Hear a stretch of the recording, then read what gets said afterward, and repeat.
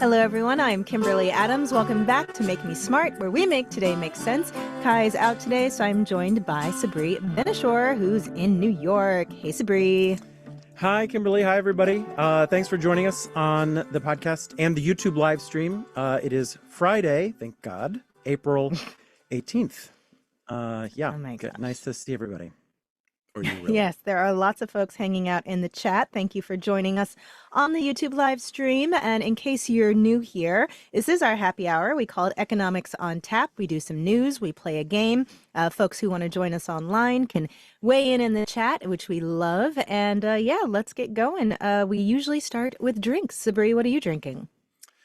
I'm drinking my favorite Skittles flavored energy drink. It's called C4. It has as much caffeine as a cup of coffee, plus a bunch of other things in it to give me the energy that I need. Are you going out tonight? No, I'm just trying to get to the end of the day, but I will go to the gym later. Wow. Yeah, I actually broke down and had coffee this afternoon, which is very unusual for me. But I feel like every business and economic journalist at this point is like running on fumes. We are all so tired because it's just been like nonstop, news on our beat. I know. And so we're running on our fumes, as I said. I am just having I'm having some ginger ale because I have to drive. I'm at the bureau today, and I need to drive home, and so I am drinking ginger ale, which is delicious. But let's look and see what everybody in the chat is drinking. Lucas Harrison is having some low ABV orange blossom mead. That sounds delicious. That does sound good. Jefferson drinking nice water. Flipping out has a lemon drop martini ×2. TGIF, one for me. I appreciate it.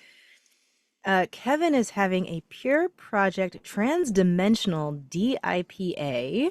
Okay. Jim Sanders with rye whiskey neat, specifically a Jack Daniel's single barrel proof Tennessee rye, 137.4 proof. You're about to have a good night. Let's see. Rich is having some iced coffee. Matthew is having thrice brewed coffee. Cheryl with some Prosecco. And yeah, that's great. Wow, you guys are doing a lot. Okay, I appreciate the variety of drinks that we have in the chat today. We don't have a big variety of news because they're kind of all roughly on the same topic, but I'll let you go first, Sabri. Well, I shared an article in the New York Times about specifically it's about this caregiver, was taking care of an autistic adult child for this couple in Virginia, and he was he was deported. He was not allowed to stay in the country because even though he had a green card, he had committed a minor offense some years back, and that was enough, to flag him. And I picked it because just yesterday I was interviewing somebody on a different topic, and I was like, oh man, you're in DC, you must be you must have friends who are dealing with the layoffs. And he's like, oh, not just the layoffs, the deportations. And he told me about this friend of his who was from El Salvador originally, had been in the country for 30 years on a green card, had a wife, U.S. citizen, kids, U.S. citizen, 19 years old, but was arrested for possession of marijuana back in 1996, misdemeanor offense. His green card application for renewal was denied. He had to leave, so he left. So he's in El Salvador now, not in jail, but not here, not in his home of 30 years. And I mean, the individual stories are so difficult to read because the government told many of these people, right, that whatever they did was fine under the water, under the bridge, accepted their green card application or their green card renewal, right? Because some of these things happened before the green card was ever granted in some cases, and then the government changes its mind. They build a life here, and they're not allowed back in the country, or they have to leave, or whatever it might be. And as much as these stories are crazy, I am very curious. It's upending lives. It's also going to upend the labor market potentially, depending on Mm-hmm. how far the fear spreads, how far um, the deportations go. And I know a lot of, it's been tariffs nonstop, but I'm wondering if soon enough it will be about deportations and labor. Because the one thing about the US immigration system is that it does not match the economic needs of the country. They Mm-hmm. are not matched. And, um, you know, there is a need for labor in many industries that has been filled by immigrants, with papers or without them. And I'm just on watch to see how that manifests. Yeah, I mean, I remember even before the tariffs rolled out, you had the agriculture industry like begging Trump for some exemptions to the, mass deportation that he was promising because they were so worried about their labor supply on the farms of America. And I've, was reading this story, I think it was in the Washington Post the other day, about all of these restaurants here in DC that are shutting down, and the main cost is, the main one of the main issues is the cost of labor. Now, we voted Hmm. here to raise the minimum wage, the tip minimum wage, and everything like that. That's one part of it, but you can't, avoid the fact that a big part of the restaurant industry for many, many years has been a lot of undocumented folks working in the back of the house. And so, like, as that labor supply dwindles, that also, I'm sure, changes the wage calculation. Now, obviously people should have been paid a fair and living wage to begin with from jump. So there's that. But, there's a lot of industries that have only made it by to be blunt, exploiting undocumented folks. And so when that is not so easy anymore, it will also drive up prices. Will it actually make them treat their workers any better? I don't necessarily know. But Hmm. yeah, you, the part of this that really kind of jumps out at me, is the Trump administration is kind of calling the bluff of the sort of morals of a lot of liberal Americans who are like, oh, well, if you really think that everybody should be making living wages, then you shouldn't be mad that we're making it challenging for companies to underpay, undocumented folks. You shouldn't be mad that, we're potentially pushing up the wages for Americans and American citizens, by limiting the pool of, not just undocumented immigrants, but of immigrants. And it's a, it's an interesting narrative. And I don't think the Democrats in particular know how to respond to that slice of it because it resonates very deeply with a lot of the economically disenfranchised folks around the country. Yeah, I mean, the other difficult thing is, there is a lot of research that says usually immigrants do not pull down wages for native-born Americans, and every time, and it has to do with the sort of complementarity of the jobs. They might be doing jobs that Mm-hmm. are not necessarily popular, and it makes Mm-hmm. space for the more, the better quote unquote jobs Mm-hmm. for native born, or at least jobs that have different skill sets. So that's the explanation that I have heard from economists, that there's a complementarity that doesn't result in competing down to the bottom on wages. Mm-hmm. But it's not all the time. There Mm-hmm. are exceptions to that. Um, Yeah. I mean, so especially in higher skilled sectors, you really don't see like any meaningful impact and certainly not harm from immigrants mhm. in the workforce. It does tend to be these jobs that, you know, the business owners will claim that Americans will not do at the Mm, wages they offer in order to keep the prices what Americans will pay, you know. mm-hmm. And so somebody pointed out in the chat, you know, that a lot of these produce, Sarah was saying, produce that needs to be hand harvested is going to skyrocket. Think mushrooms, strawberries, pretty much all berries, etc. Mm, Although the counter argument I've heard from economists on that point in particular, because I've asked, is that, well, mm, this is going to push more innovation when it comes to automating these things, because they have mm, been working for decades to try to make machines that will do those jobs, but they have been cost prohibitive up until now. And if you literally really cannot find people to do the jobs at the wages that Americans will pay for the goods, there's an argument to be made that that will then make some of those technologies that were not competitive to be competitive in this new yeah. framework. And it's a resetting of the Mm, economy, and the transition is going to be rough. And it certainly means that people who are at the bottom of the income scale are going to go without certain things that used to be more affordable, but mm, that's part of it. Sarah also said it means SNAP benefits won't go as far if you want fresh produce.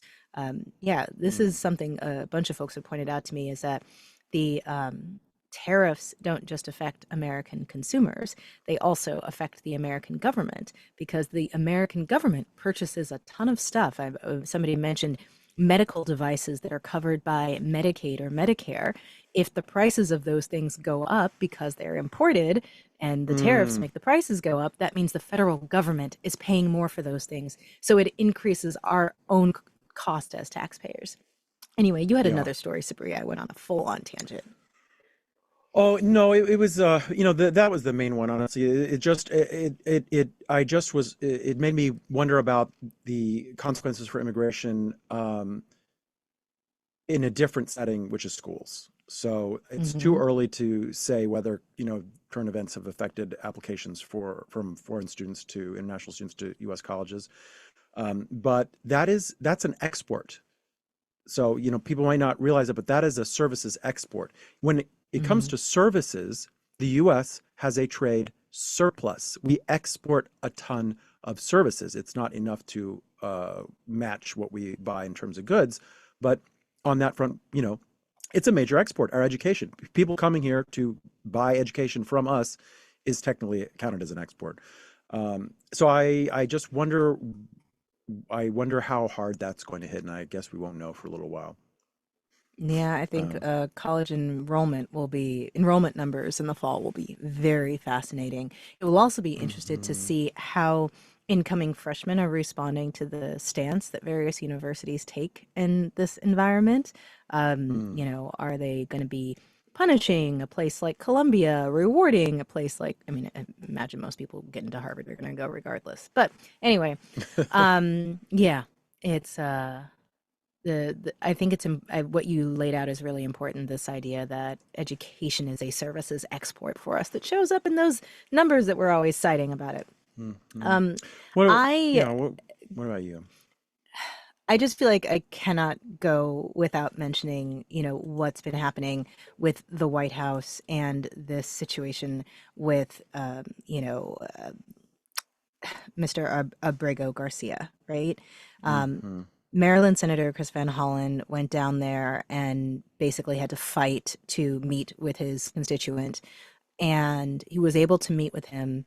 And the New York Times put out a front page headline on their website and said, Senator meets with wrongly deported Maryland man in El Salvador. And then the official White House account tweeted out like kind of a faux edited version of it, changing the words Maryland man to MS-13 illegal alien, and changed the wrongly deported to, and like crossed out wrongly, and then wrote at the end like who's never coming back, In and red. in red. And this is still in the courts. The courts have not decided what is going to happen with this man. The courts have said that the White House needs to be working to bring him back. That is what the courts have decided. So for the official White House account to tweet out that he's an MS-13 illegal alien when, the evidence that we've seen at least does not support that, even though the White House is still saying in the press briefings and the president is saying that he is, but we haven't seen that evidence. But then to say that he's never coming back is a direct flaunting of what the courts have said. And Mm-hmm. it is a complete denial of due process for this man who, even if we find out later that he was a criminal, he still had Mm-hmm. rights, still Mm-hmm. has rights that are being violated. And if it can happen to him, it can happen to any of us, citizen or not, green card or not, it literally doesn't matter. And, you know, there's like corners of, obviously, like people have different segments of the internet and like memes and like algorithms that will show up what is showing up to based on your own interest in your own communities. And there's a lot of chat in like the certain black corners of social media that I end up in about like, this is effectively like the Jim Crow era for black people, Mm. where at any point you could be taken by police and with no due process, arrested, imprisoned, killed, murdered, whatever, and there was nothing you could do about it, right? Mm. And there had to Mm. be so much fighting to overcome that. And it took so long. And even to this day, you still see people's rights being violated. And we used to have like an Office of Civil Rights division where you could contest these things. But when somebody's due process rights are violated, it means it can happen to any of us, because the due process part is what makes sure that you're actually a criminal before you face these consequences. And Yeah.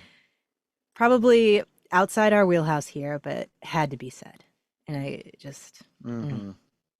yeah. The Washington Post has a review of all the documents involved in this case, all the case Mhm. filings, and you can see what some of the evidence is. It's that he was wearing a hoodie with some, particular illustration on it. It's that an unnamed source said he was a member of MS-13, even though he'd never lived in New York where MS-13 operates. And the officer who noted these down was disciplined and suspended from the force for leaking information to a sex worker that he was with. So they couldn't go back and be like, oh, "Hey, officer, what did you mean?" Because nor did they try. So Mm-hmm. you can get a sense for how complicated and questionable the evidence is in this case. Yeah.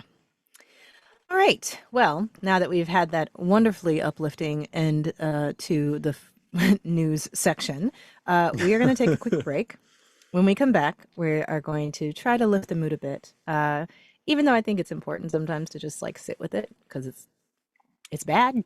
It's real bad. Mm-hmm. Anyway, we're going to Mm-hmm. come back. Drew's going to join us for a round of half full, half empty. All right.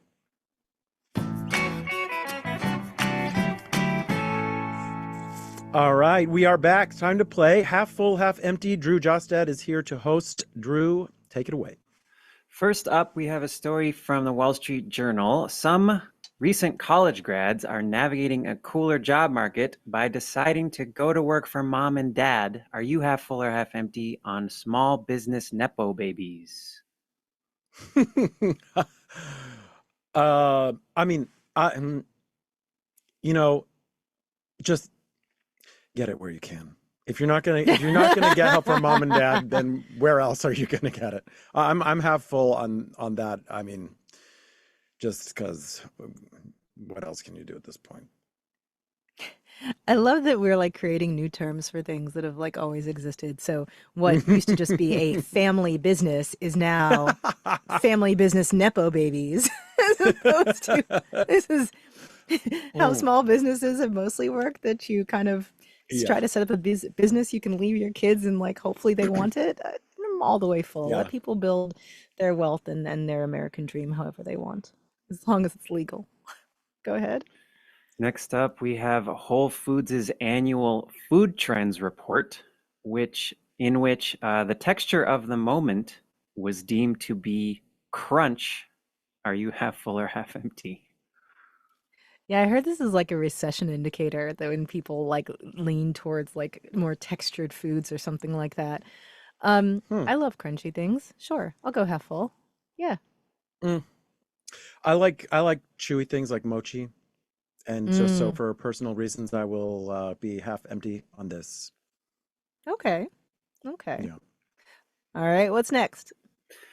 Okay, so this past January, this is a profile from the New York Times Magazine of one of the founders of a company called Ocean Builders, who set the Guinness World Record by living in an underwater habitat for 120 days straight. Are you half full or half empty on colonizing the sea? So, I have to be all the way full on this because as a Oh, child, mermaids. one of my favorite TV shows was this TV show on, I think it was on the Disney Channel, and it was called Ocean Girl. And it was this TV show about a girl who was effectively an alien who had come from like a water planet to Earth, and she could like be underwater for a really long time, and she could talk to whales. And so she was like swimming around with whales all the time. And then she met these kids who lived in an underwater research station. And so she was always like swimming down to the ocean floor and like going up inside of the research station underneath and like sneaking in to try to like see how the regular people were working. And it was like such a fun show. And it made me very happy when I would watch it. And I wonder if that's like why I was into like the mermaid stuff later in life. Huh. Imprint. Anyway, all the way full. Yeah, I mean, I'll just, yeah, half full, sure. I mean, it Well, just seems okay, rather kind actually, of expensive way to live, a high maintenance place to live, but maybe it'll prepare us for the moon or Mars. So there, yeah, so half full. I have to dial it back a little bit. I'm like full on the idea, but I think this particular implementation, if I recall the story correctly, was basically like yet another rich dude trying to protect himself from like the consequences of rich people doing stuff in the world. And like another bunker type thing, but just more Uh-huh. expensive. So, not that part, but the science and beauty of the ocean part, yes. Yeah, yeah. Next up's All the right, audience what's poll. next? All right, everybody, get ready to weigh in the chat. This one's going to take a little bit of setup. Okay. Fox News media has kept 4 people isolated from the news for the first 90 days of Donald Trump's second term. In May, on Fox Nation streaming, they'll be airing a game show where those people have to differentiate real stories, real news stories, from invented ones. It's called Greg Gutfeld's What Did I Miss? Are You Half Full or Half Empty? Oh my God. Oh I my I saw this God. story in the Hollywood Reporter and I was just like, I don't know that anybody would be able to accurately guess these things. Like there is at Marketplace like tried to game out a lot of what we could expect given we've covered a Trump administration before. They signaled a ton of stuff they were going to do. We had Project 2025. We knew the people he was bringing in. And even so, we couldn't predict all of this. And even the markets who like they spend all of their time trying to predict what's going to happen in the economy and, making their bets accordingly, they weren't able to accurately predict how all this was going to go. I can't imagine. Now, what I'm really curious about is if their reactions are not very Fox Newsy, are they going to actually show it? Well, also, how are the events in question that have occurred going to be described and presented? Like, is it going to Mm. be, you know, uh, insane levels of tariffs on, off, on, off, on, off, and off, to the point of, putting markets into bear market? Or is it going to be great new tariffs imposed? What do you think about that? You know? Saving the American worker, you Mm, know? mm, mm. By the way, can I tell you how entertained I've been about listening to the Trump administration talk about how the pain of tariffs are going to be temporary, which reminds me so much of the transitory inflation that we thought we were going to Mm. see. It's like, have people not learned the lesson of not setting timelines on negative economic outcomes? Guess not. Guess not. All right, we have 142 votes. Get them in. Let's close down the poll and see what y'all thought. Sabri, are you half full or half empty on this show? Oh, I am half full, but in the same way that, like, you know, I'm half full on those like nature is metal animal videos on like Instagram where it's like a tiger eating some poor animal and it's gruesome, but I still am going to watch it. Have you seen those accounts? Maybe that's just my algorithm. Okay, never mind. No, my algorithm like yesterday showed me like a bear cub and a tiger cub that grew up together and became best buds, and now there's like a giant bear and a tiger that are like besties. That's what my algorithm shows me. Okay, well, I have All to right, make some browsing changes. Yeah, you might need to flip a little faster through some things. I am gonna say half full. I'm very fascinated to see what these folks have to say. And everybody else is mostly half empty on this show. We've got 60% half empty, 39% half full, 144 votes. People are saying they want my happy algorithm. I curate it. Like, I found that my algorithm was getting super negative on a couple of platforms, and so I intentionally like started swiping on only like nice things and moving very quickly through the bad things to actively try to shift the algorithm because I was getting too depressed. Anyway, Yeah, that's smart. Yeah, you got to be intentional about social media usage. It's getcha.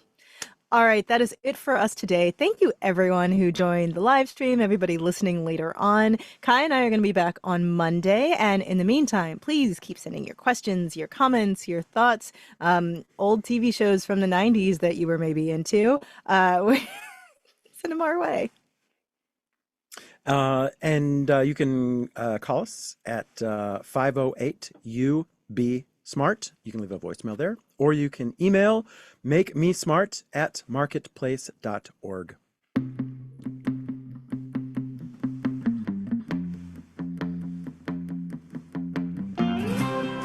Make Me Smart is produced by Courtney Bergseeker. Our intern is Zoha Mullick, and today's episode was engineered by Charlton Thorpe.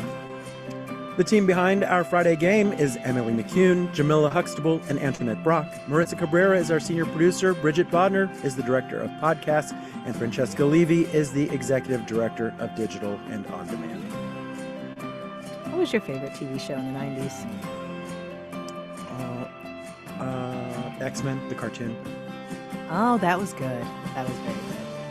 I also loved Kim Possible. Ocean Girl. Yeah, but Kim Possible was good too. But was that the early 2000s?